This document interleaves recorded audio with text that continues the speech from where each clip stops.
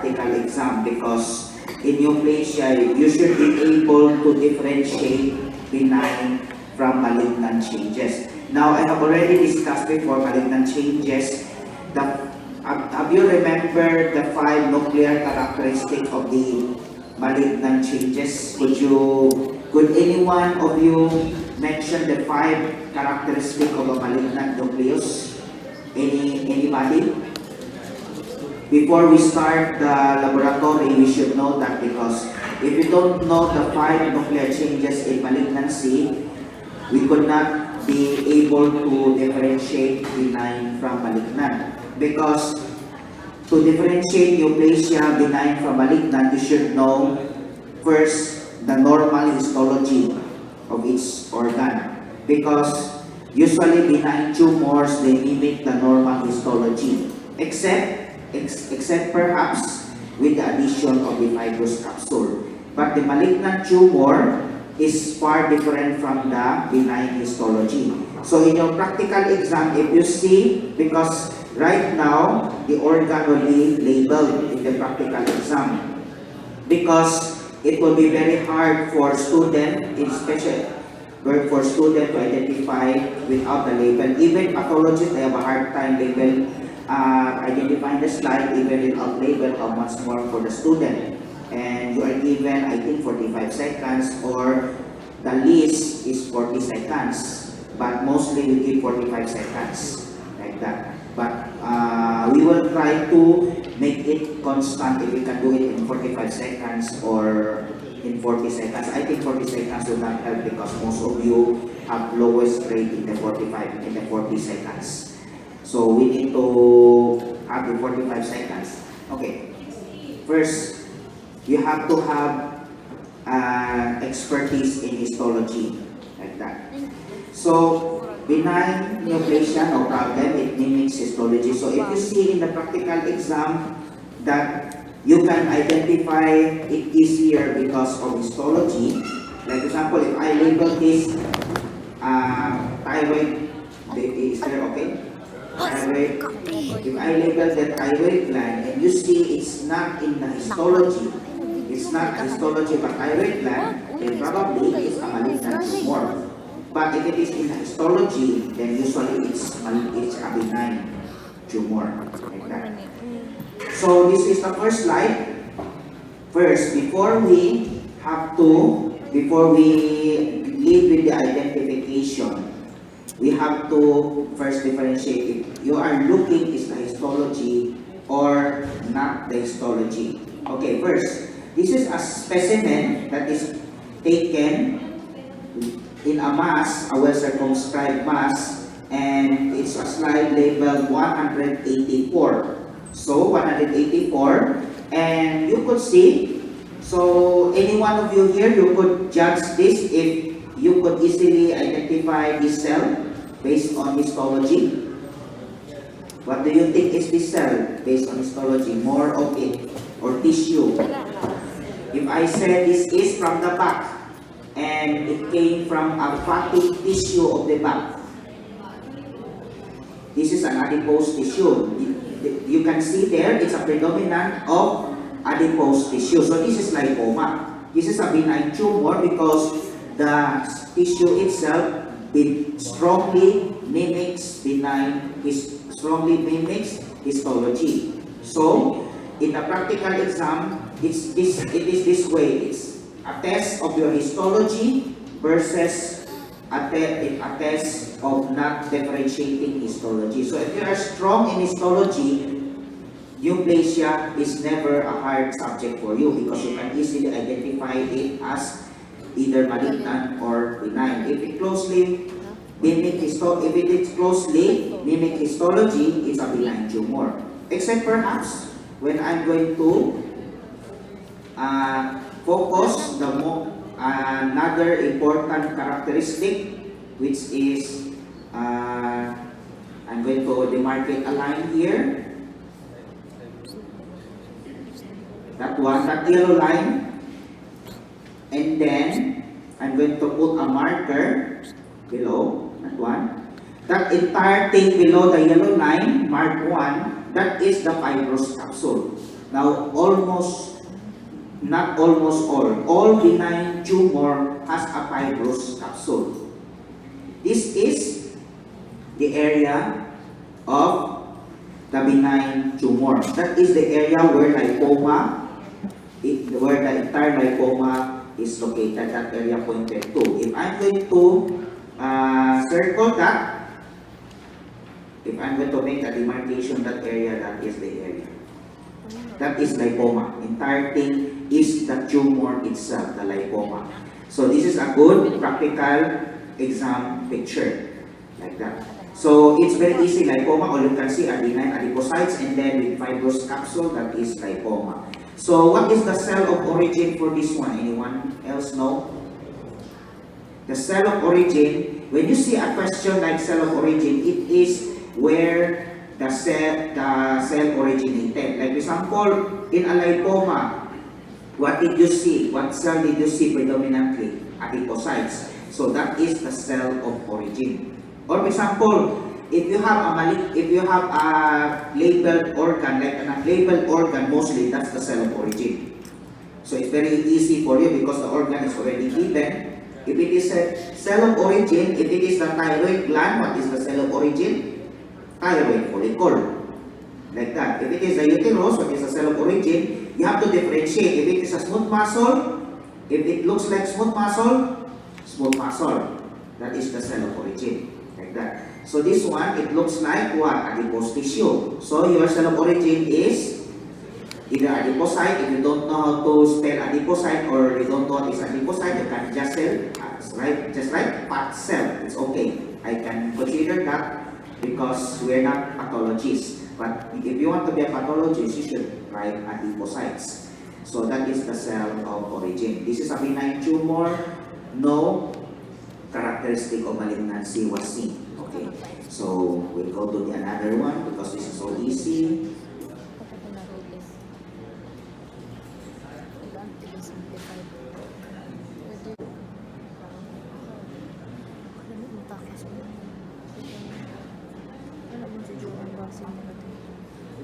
Okay. So yes, okay. So this is my second slide. It is one of the most common also seen in Vicente Soto. So when I said most common, it is usually this will came out most likely in the practical exam. So you have to take note of this. This is slide number 49. Okay? If I label this as a breast, a organ as a breast, would you believe me this is a breast? Does it look histology to you or not? Why does this not look histology to you? Because there is a presence of a what is the number one structure that you will look, which will give you a clue that this is a malignant tumor, not a benign tumor. It came out in your exams. The nucleolus. Remember that, nucleolus. So what does a nucleolus look like in your histology? Nucleolus looks like fish eye, diba? There's the nucleus is there. The nucleolus is the center, that like mole inside the nucleus. That's the nucleolus. When you see a nucleolus, it is always a malignant cell. Because a nucleolus signifies immature cell, and all immature cells are malignant. Okay, so we'll have to point the nucleolus. I'm going to point a nucleolus here.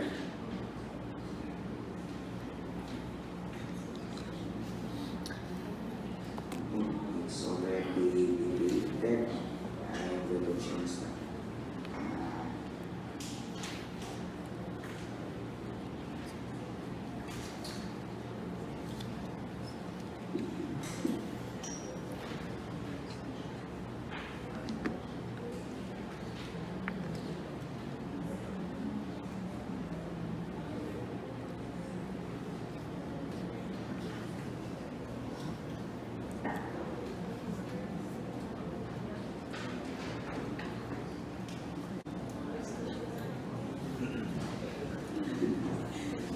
So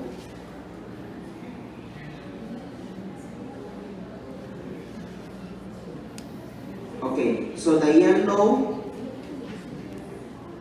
you just see the yellow pointer there, and it's not pointed. It's because the side is a little bit trembling there. I try to focus this thing.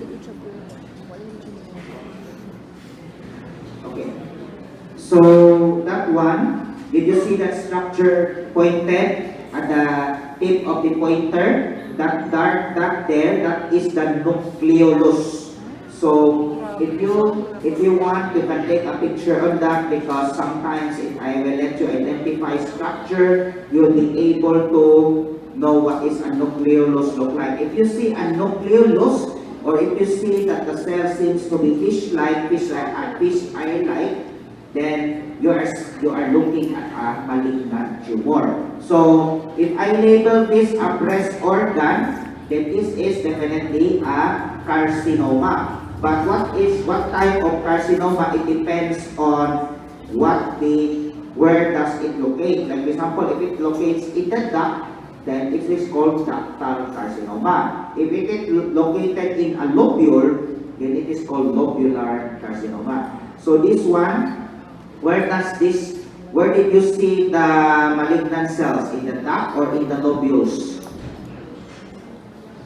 The duct is that is located in the ducts, because ducts, they form sheet-like structures or duct-like structures. The one I pointed, that cell I pointed there, that is enclosed in a duct-like structure. I'm going to circle that duct-like structure. This is the one. That's the one. That's the duct-like structure. So that is, and you see it's everywhere. That malignant cell is everywhere in the field. So that is invasive ductal carcinoma. If it is located in just one area, that is carcinoma in situ, like that. So duct-like, that means you see plenty of malignant duct-like cells in that. So everywhere you could see malignant cells. Like this one is also one of a malignant cells with a nucleolus that is also malignant. Okay, so this is invasive ductal carcinoma. Now we have to identify the most important thing for malignancy. We have to identify the nuclear changes. So that's why I'm going to ask. So that's why I'm asking you the 5 nuclear changes of malignancy. Anyone who could recall that? 5 changes. You have to review that, you have to remember that, and do not forget that until you graduate, until you die from medicine. Because that is the most important one. Even if you don't want to be a pathologist, but you have to interpret slides. Because sometimes the pathologists, they give you final report. The final report gives only the hint. But the problem is you have to read the description, because the number of mitotic figures, the number of how the cell looks like will judge you if this cell is highly malignant, because the management will be different if you can identify the mitotic figures, how many mitotic figures you have seen like that, or how many abnormal mitotic figures you have seen, or how many how the nucleus looks like, if it is hyperchromatic nucleus looks like. What is a hyperchromatic nucleus? So this is the one I'm going to point to you, a hyperchromatic nucleus.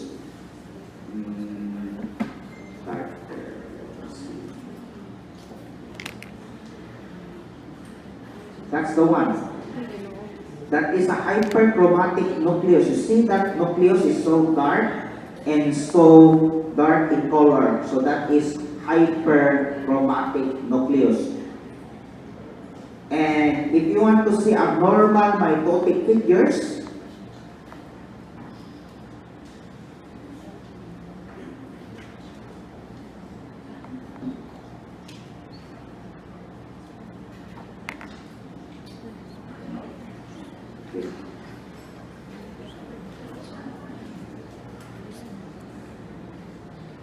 okay, so the one I pointed there is the abnormal mitotic figures. As you can see, that nucleus there, that doesn't look not like a nucleus to me. It's not circle, it's triangular in shape. Have you seen a nucleus with triangular in shape?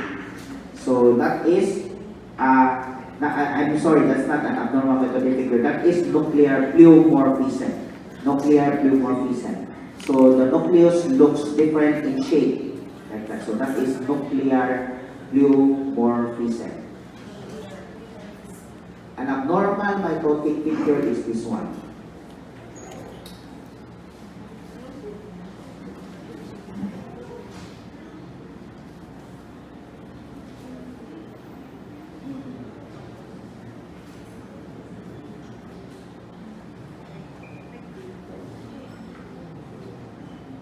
Okay. Did you see that structure there? That structure that pointed, it looks like a curved headband, like that. That is an abnormal mitotic figures. It's entirely dark in color and it's shaped like a headband. That is abnormal mitotic figures. Now usually nucleus they shape round, but this doesn't look round at all. This looks like a headband. So this is abnormal mitotic figures. Now, in the practical exam, sometimes I will let you identify structures, nuclear changes, like that. So you have to know the nuclear changes of its characteristic. Forget about the nuclear cytoplasmic ratio 1:1 because that is very subjective. But you have to identify the hyperchromatic nucleus, the abnormal mitotic figures, and the nuclear pleomorphism. That is the three that you should need to identify. The giant cells, we don't need to identify because the giant cells, there is no specimen that have the giant cell tumor. So giant cell, you don't need to identify. You just identify these three. Okay? So did you already note the pictures of those abnormal mitotic figure? So this is a breast tissue. This is invasive ductal carcinoma. You see everything, every ducts here, they looks malignant. That one, those ducts there, they are malignant ducts, duct-like tissue. So these are, and they occur everywhere. Everywhere in the field, you could see them. You could not pinpoint their location anymore because they are scattered all over the field. That is invasive ductal carcinoma of the breast. So, this is another specimen. This specimen slide is labeled number 55. Okay, so when I tell you that this is an organ of a penis, so is this an histology or not histology first? Definitely not, because all you can see here are because what is the lining epithelium of the penis? Stratified squamous epithelium, di ba? Stratified squamous epithelium. Did you see stratified squamous epithelium? Benign stratified squamous epithelium? I don't think so. This is the one that is pointed entirely is another structure that is very important for you to identify. That is the keratin pearl. So if you see a keratin pearl, that is diagnostic of invasive squamous cell carcinoma of the penis. So it's not only seen in the penis. If you see any invasive squamous cell carcinoma, well differentiated, the keratin pearl should be present to strengthen your diagnosis. Like that. What is the immunohistochemistry used to stain for this one to aid in your diagnosis? The cytokeratin. That is the immunohistochemistry. So if you want to review neoplasia, you should know the immunohistochemistry and the tumor marker of its malignant cells because that is very important. It will definitely came out as your side questions in the practical exam. So you have to remember that. Okay? So you see those stratified squamous, they occur in sheet, they are everywhere. So that is invasive squamous cell carcinoma.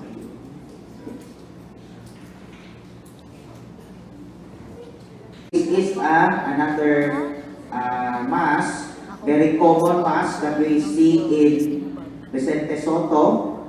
This is the mass that when you cut this mass, it is very greasy. It contains grease-like material that would stain your gloves and make your gloves look gruesome. So this is the specimen D76. What is this one? Does it look histology to you or not? No. Are you sure? Are you sure this does not look histology to you? Do you see any histologic structure in there? Definitely there is. Did you see what is this one? What is that one? That is, if I'm going to point that one, this structure here. What is that one? That is a mature hyaline cartilage. Diba? That's a mature hyaline cartilage. Now, when I label this as an ovary on organ, do you believe this is an ovary? No. But why is so? This is malignant, benign. Are you sure? Are you sure it's malignant? Why is it malignant? The cartilage is a benign histology. You see benign histology cartilage. Even though the cartilage is not seen in an ovary, but the cartilage looks benign. It looks like histology to you, diba? The mature hyaline cartilage looks like histology to you. So this is also a benign tumor. But this tumor is the one who termed mature cystic teratoma. Why is it that you see plenty of cells? You see cartilages, you see all those ducts. It's because teratoma, the germ cell, the pre-germ cell layer is there. It's present. So you can see cartilages. You could see what is this one. What is that one? What do you think is that? Organ. Histology. Regular histology. What do you think is that? Anyone who can guess? Very easy. Thyroid. Thyroid, but you said there's no cuboidal epithelium. Why is there no cuboidal epithelium? The thyroid follicle is already compressed by the tumor. So the thyroid follicle, you cannot see the complete cuboidal epithelium. The cartilage cannot be damaged through compression. So that's why you can see a good looking cartilage like that. So you see a mesoderm, which is a cartilage derived from a mesoderm. Thyroid follicle derived from what? Endoderm. Okay. I'm going to point you another cell. What is that? Anyone who can guess that? What is that cell? Histology. Review. That is a sweat gland. A necrotic sweat gland. So necrotic sweat gland, what germ cell layer does this locate? Does this derive? Ectoderm, mesoderm, endoderm, sweat gland. Sweat gland. Where does it came from? First, skin, diba? Skin. What derived the skin? Ectoderm, diba? The skin is the ectoderm. So this is the general rule. Ectoderm, anything derived from the skin tissue, from the nerve tissue, those are germ layer origin ectoderm. Anything that derived from connective tissue, blood tissue, and all those heart tissue, like that, that is mesoderm. So connective tissues, they belong to mesoderm. Anything that located, that forms ducts, that forms organ or epithelium like that, that is endoderm. So thyroid follicle is a organ, is a tissue. So that is it's a duct forming tissue. So it's an endoderm. So you see three germ layer: ectoderm, mesoderm, endoderm. So this is teratoma. Like that, mature cystic teratoma. All you can see here are all benign tissue. All histology. You can see histology there. The type of the hyaline cartilage, of the sweat gland, and of the thyroid tissue. So very easy to identify teratoma. So we go back to another organ. So if I label this organ the breast tissue, what do you think is this? Is this a benign or a malignant breast tissue? Benign, diba? It looks like benign, duct-like structure. and you see benign ducts, and you see collagen fibers. So that is definitely a clear picture of a breast tissue. Unlike before, that you see a malignant ductal carcinoma, you see nucleolus here. You didn't see any nucleolus, but you might ask, why are these ducts so compressed? That is a diagnostic of a fibroadenoma. Like that. A fibroadenoma, you will see compressed lid-like ducts. These are the one. Get the point. These are the slit-like ducts, like that, and then compressed in a thick fibrous tissue. So that's why the nomenclature is fibroadenoma. Fibro, that's the part that is labeled in number 2. Adenoma is the part that is labeled in number 1. So this is a very common mass that is excised in a normal young female, and this is a very movable and well circumscribed mass, like that. So the tissue of origin and the cell of origin is the breast tissue, like that. Is the ductal cell of the breast, like that. So this is influenced by what hormone? Estrogen. Remember, all female pathology that will have neoplastic changes are estrogen. The responsible hormone is estrogen. Progesterone just controls the pregnancy. It does not have anything to do with malignant transformation.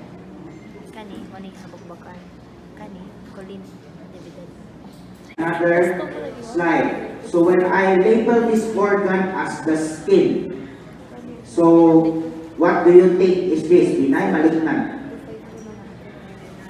Benign, are you sure? Benign? Benign? Okay. If we want to say it's benign, then how come you have this one?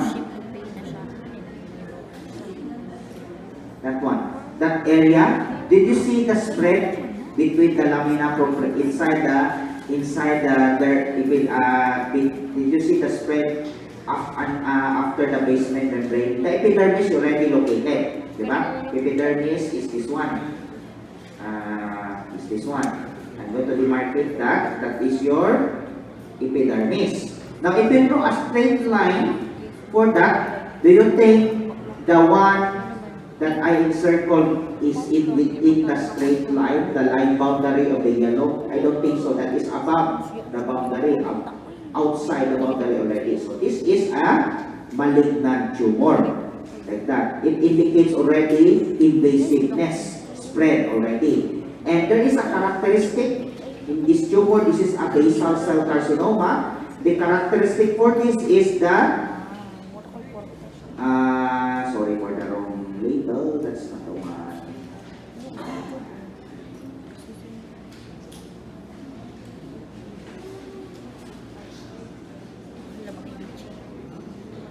The one that I pointed there, what is that structure pointed?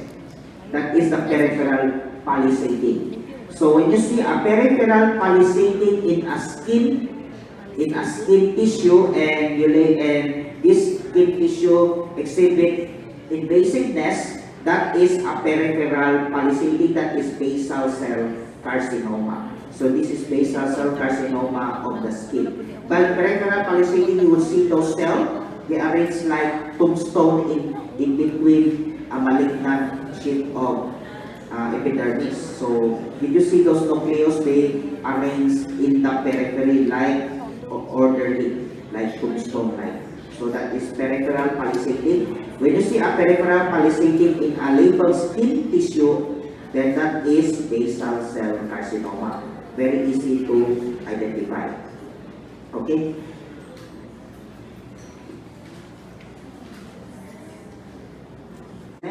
Labeled organ prostate gland. So, what do you think is this one? Is this benign or malignant?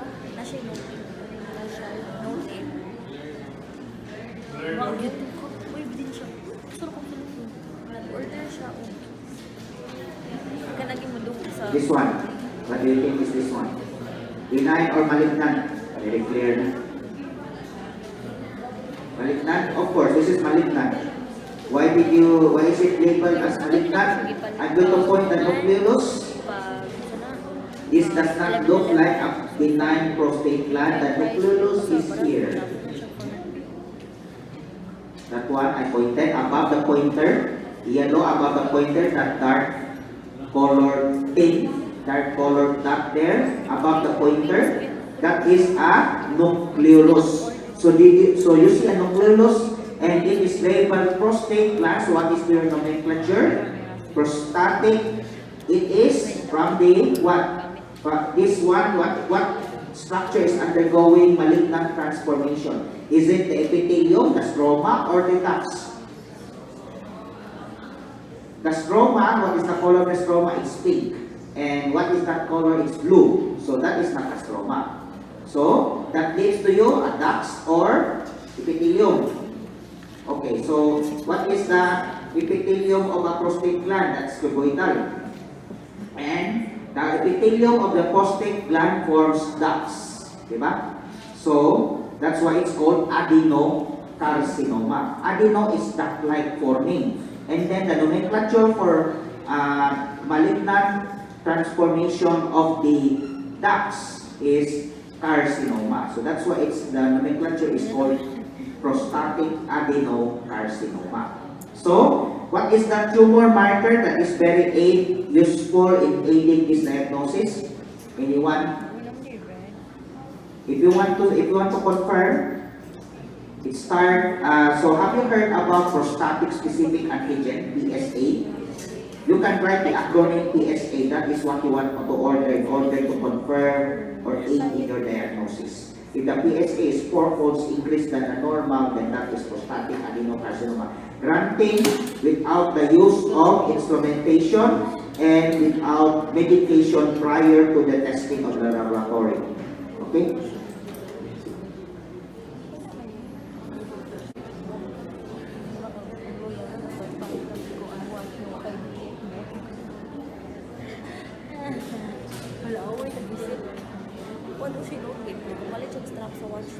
Okay, so this is another tissue specimen labeled thyroid gland. So what do you think is this? Is this benign or malignant? This is the high power. Benign? Anyone who wants to challenge this as malignant?